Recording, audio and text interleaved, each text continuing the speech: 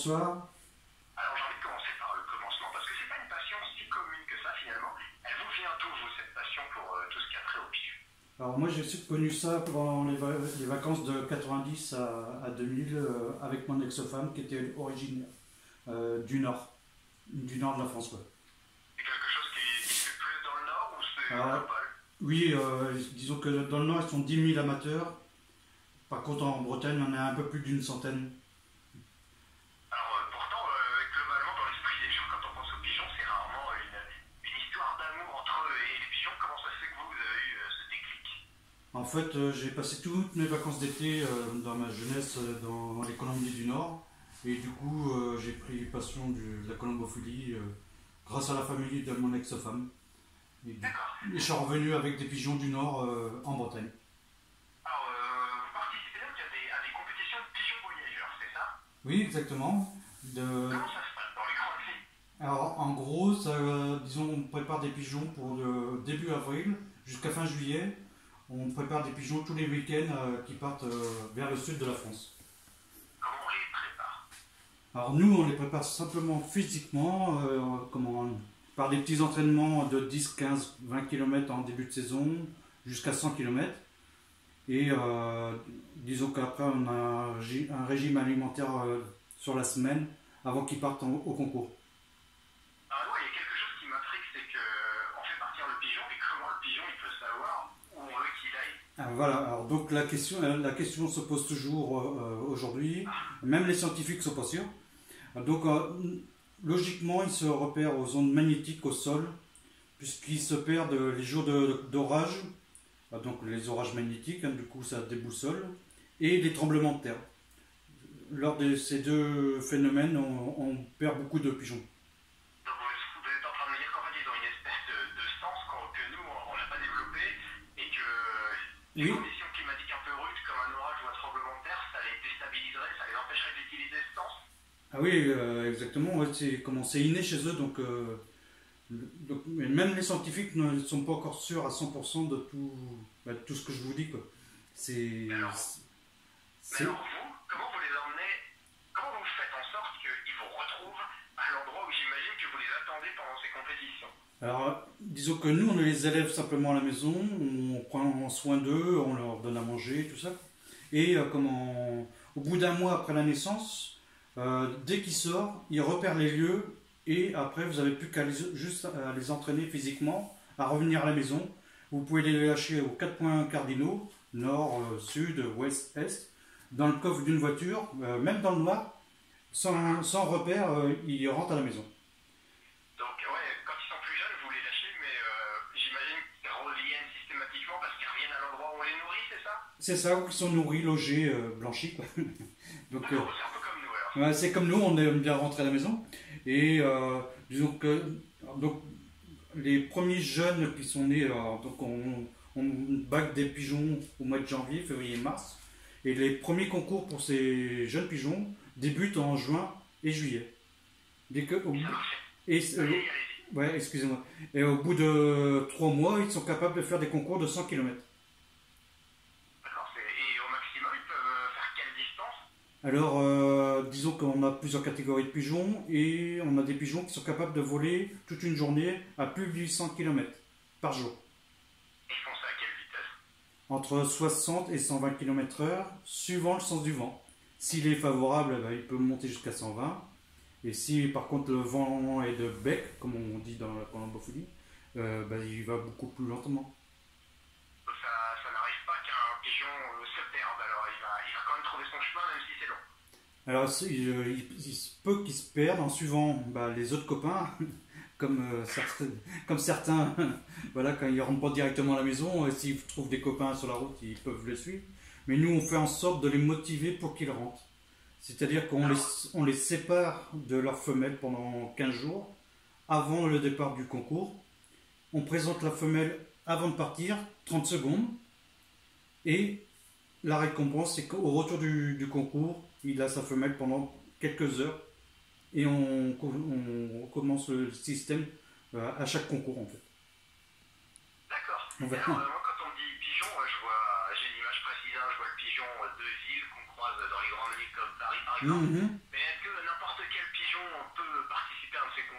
Ah non, alors, donc il faut des pigeons bagués, donc qui sont bagués au bout d'une semaine après la naissance. On fait affilier à une fédération, alors la Fédération nationale de colombophilie. Donc on doit adhérer à un club, comme en Ille-et-Vilaine il en existe plus de 9. Et donc pour participer au concours, il faut, ouais, voilà, faut avoir des pigeons spécifiques un peu préparés physiquement. C'est un peu comme les chevaux de course, il y a tout.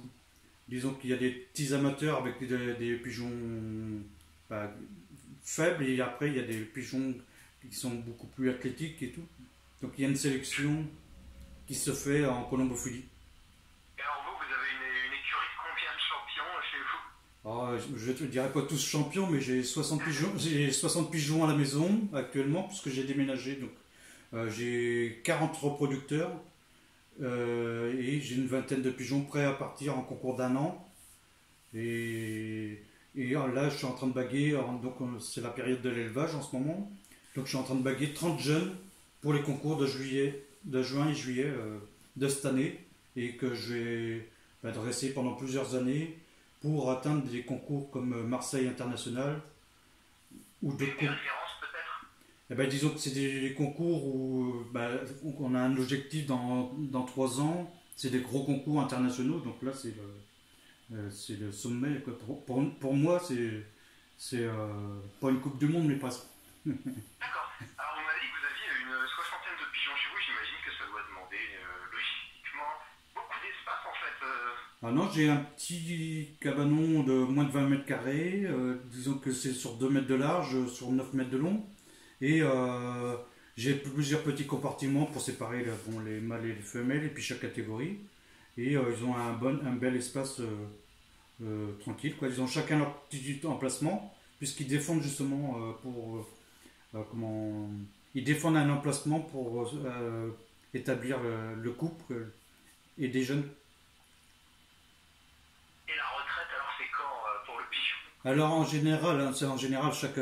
Donc de toute façon, il est interdit de jouer des pigeons de plus de 10 ans. Donc de toute façon, ça c'est d'office, ils participeront plus au concours à l'âge de 10 ans. Donc des fois, on en rencontre quelques-uns de 8 9 ans, mais moi chez moi, souvent au bout de 5 6 ans, on est obligé de les mettre en retraite sportive et après ils passent en reproduction. Donc ils passent comme reproducteurs dans le colombier. Et si il s'avère que c'est un bon reproducteur, il peut rester une vingtaine d'années dans le pigeonnier. Et pour se faire une idée, c'est quoi l'espérance de vie d'un pigeon? Ah bah, justement, jusqu'à 20 ans au maximum. Ah oui, Oui. ah oui d'accord. Mais le problème dans la colombophilie, on est obligé de sélectionner, donc on est obligé d'être un peu sévère. On est obligé de s'en séparer de quelques-uns tous les ans. D'accord. Parce que Donc, sinon. j'imagine qu'ils sont pas relâchés dans la nature. Non, non, non. Parce que sinon, on serait obligé de mettre des cabanons tous les ans de 20 mètres carrés sur le terrain, donc c'est pas le but. Bon, alors on a parlé de toute votre préparation et des compétitions, mais les compétitions en ce moment, est-ce qu'elles ont lieu? Alors actuellement, on est un peu bloqué, on attend justement les décisions dues à la grippe aviaire, on n'a pas le droit d'entraîner, disons pour l'instant, mais on attend les nouvelles directives là, d'ici peu, puisqu'apparemment la grippe aviaire se calme, donc on va peut-être pouvoir entraîner à partir du 1er mars jusqu'à fin mars, et on va pouvoir commencer notre concours au début avril. On croise les doigts, puisque il y a eu quelques années, on a été retardé jusqu'au mois de mai pour pouvoir commencer nos concours. D'accord, et donc idéalement, le prochain concours, ça se passerait où? Alors le premier concours, ce serait le 10 avril à Saint-Philibert-du-Peuple, auprès de Saumur. Une petite centaine de kilomètres pour nos pigeons. Donc c'est des concours de vitesse, parce qu'il y a plusieurs catégories de concours. Et le premier fait partie des concours de vitesse. Et on l'a pas précisé au début de l'entretien, vous êtes du côté de Vitré. Je ne sais pas s'il y a un club à Vitré pour éventuellement d'autres membres qui seraient prêts à vous rejoindre, qui nous écoutent Alors aujourd'hui. disons que moi je suis dans le club de Fougères. Je peux vous citer tous les clubs d'Ille-et-Vilaine, plus ceux d'à côté, puisqu'on est associé avec le 53 et une partie du 22. Donc dans mon secteur, il y a Combourg, Fougères, Javenay, Potorson, Laval, qui est du 53, Châteauneuf, Lafrenais, Dans l'autre zone, il y a Dinan, Plévenon, Lamballe, Saint-Brieuc, donc la partie 22. Et la zone ouest qui est par chez vous, Messac, Bréal, Sous-Montfort, Bédé, Gevzé et La Mézière. Bon, bah, c'est noté, voilà. Voilà. Qui serait prêt à se lancer dans l'aventure de la colombophilie. On va vous remercier, Thierry Garot. Puis cet entretien nous a appris pas mal de choses. Hein. Moi, j'avoue que j'étais un novice en la matière. J'ai compris comment ça marche. Donc, On même... vous retrouve évidemment près de votre volière, dont on vient de parler, hein, la fameuse volière de 20 mètres carrés. Puis on l'espère très vite pour vous pour une compétition pigeon voyageur. Je vous remercie.